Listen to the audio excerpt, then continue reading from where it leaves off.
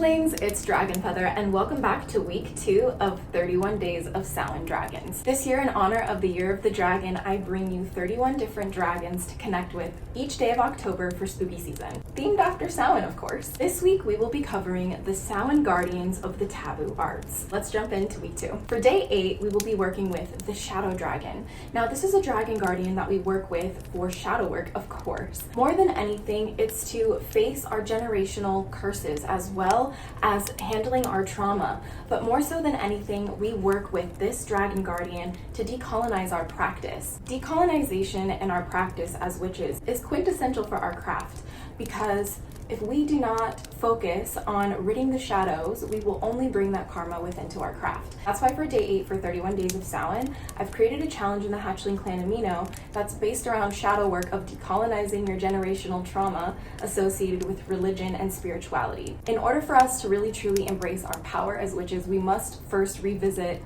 all of these conditionings that we have been a victim to. For day 9, we'll be working with the Harvest Dragon. We work with the Harvest Dragon to finish our forgotten projects. Things that we have maybe put on the back burner that we've wanted to complete all year. This is the time to really tap in with the Harvest Dragon and finish these goals. The Harvest Dragon reminds us of the cycle of completion. This is just the natural cycle of life. When we plant seeds, we eventually reap what we sow. But this is also why we revisit our old goals so we can complete these cycles. And sometimes cycles last longer than a year. What cycles are you completing from 5 years ago, from 10 years ago, even 20 years ago, or from when you were born? We work with the Harvest Dragon to gather with friends and family. Sometimes it takes a little bit of courage in order for us to connect with our friends and family, especially if you have social anxiety like me. That's why for day 9, I've created a challenge for you in the Hatchling Clan Amino that helps you complete the cycle of forgotten projects with friends and family. And if you don't have friends and family to complete it with, you can complete it with the Hatchlings and I in the Hatchling Clan Discord or Amino. For day 10, we will be working with the Decay Dragon. Now, this one might be a little intimidating for some of you guys, but we do work with the Decay Dragon to turn rot into new life. As you see, there are many different kinds of ways that decay is very important in our life. If we did not have decay, we wouldn't have the cycle of death turning into life, or rebirth, if you will. We also work with this guardian on attending forgotten parts of ourselves. Sometimes there's parts of ourselves that we leave on the back burner to rot. And working with the Decay Dragon can help us go collect those parts of ourselves, even though it might be hard to do so. That's why for today's challenge in the Hatchling Clan Amino, I made one for you to remember forgotten parts of yourself with the help of the Decay Dragon. For day 11, we'll be working with the Fallen Leaf Dragon. Now, the Fallen Leaf Dragon is my favorite guardian to work with for letting go of things that I have no control over. Releasing control is one of the hardest things that I've ever had to deal with, and I'm sure you guys may struggle with this as well. Sometimes it seems impossible to let things go, but when we have help from the Fallen Leaf Dragon Guardian, it really can help us, give us that push that we need and the reassurance that we need to really release. We work with the Fallen Leaf Dragon to allow ourselves to change color. And what do I mean by that? I mean by investing into our own selves, we look at ourselves and how we really want to change. This can really be a symbol of our aura color changing, for example. Changing the color lens that you look through life in, perhaps. Or it could be as literal as changing your hair color. Either way, we work with the Fallen Leaf Dragon to change the colors in our lives. The challenge I've created in the Hatchling Clan Amino for the Fallen Leaf Dragon is to surrender to letting go. It's really hard to surrender. Surrendering to cycles. Surrendering to things you don't have control over.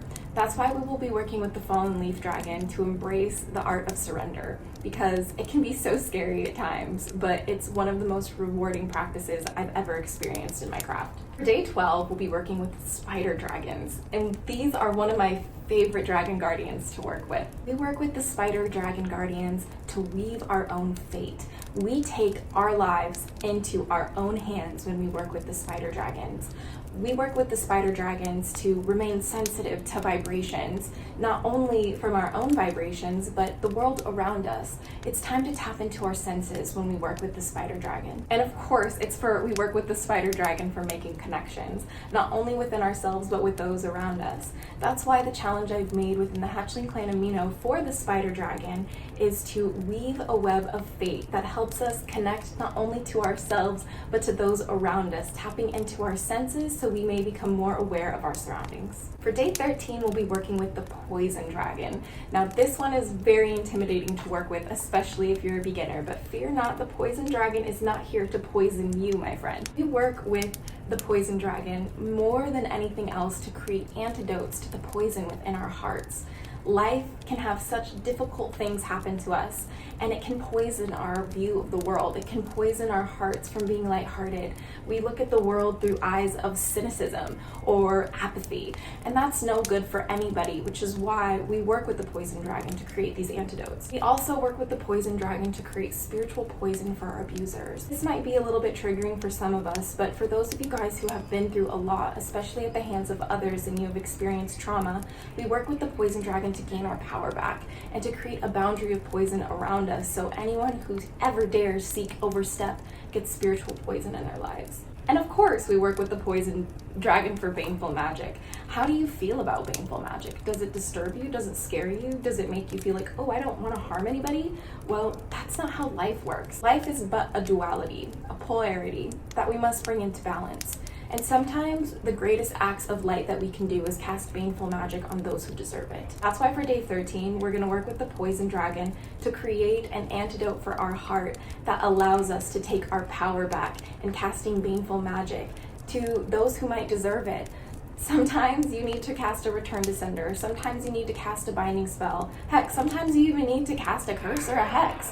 There's nothing wrong with that, and that's what we work with the poison dragon. And for the last day of week 2, we will be working with the blood dragon. Now, of course, we work with the blood dragon for blood magic, but we also work with the blood dragon to tap into the power of our own life force. We have to work around these taboos of blood magic because in our society these days, it's seen as very much negative, very much evil, but it's really not. More so than anything, we work with the blood dragon to connect with the vortex of life. For those of you who don't know, our hearts are not a pump of blood, they are a vortex. Yes, you heard me correctly. The blood in our hearts is more so sucked in a spiral, like this, out of our heart and pumped through our body. Not a pump as you would think, but this is why we work with the blood dragon in order to connect with the nature of our hearts in a very scientific way. Not necessarily a spiritual way, but it could be symbolic to you too. That's why for the last challenge of week 2 in the Hatchling Clan Amino, I created a challenge for you to work through your taboos around blood magic and to really tap in with your heart energy and to visualize the vortexes of energy existing within you already. And there you have it. That's it for week 2 of the 31 Days of Samhain Dragons. I wanted to give a special thank you to Riley from Starstorm Studios for creating all of the clan art, not only the thumbnail and the intro animation of this YouTube video, but also the clan icon. If you'd like your own commissioned art piece from Riley, don't forget to send her a message on Instagram, link down below, so we can get started on your custom creation today. Don't worry, because the fun continues for 31 Days of Samhain. Don't forget to join us in the Hatchling Clan Discord, which is a community I've created for all of the hatchlings to celebrate not only the festivities of 31 Days of Samhain Dragons, but also to connect with like-minded individuals talking about our favorite topics of religion, spirituality, and faith-based practices of the world. And the fun doesn't stop there. Don't forget to check out my TikTok, where I'm making a TikTok a day on every single dragon for 31 Days of Samhain Dragons, so you can learn a little bit more in depth about each guardian if one or two piques your fancy. Also, don't forget to check out the Hatchling Clan Amino, where I've created all of these blog post challenges for you for 31 Days of Samhain, and you do not need to complete these challenges every day for 31 Days of Samhain. I'm just here to bring them to you for the 31 Days of Samhain, but please know that they can be completed at any time in any pace that feels most comfortable to you. And if you're new here, marry me. My name is AZURA Dragonfeather. I've been working with dragons for 20 plus years, and in honor of the Year of the Dragon, I'm here to help you connect with dragons for spooky season. I can't wait to see your blog posts in the Hatchling Clan Amino. I can't wait to chat with you in the Discord, and of course, I can't wait to hear what you think on the TikToks. But until next time, stay geeky and free! Little hatchlings, blessed be and bye!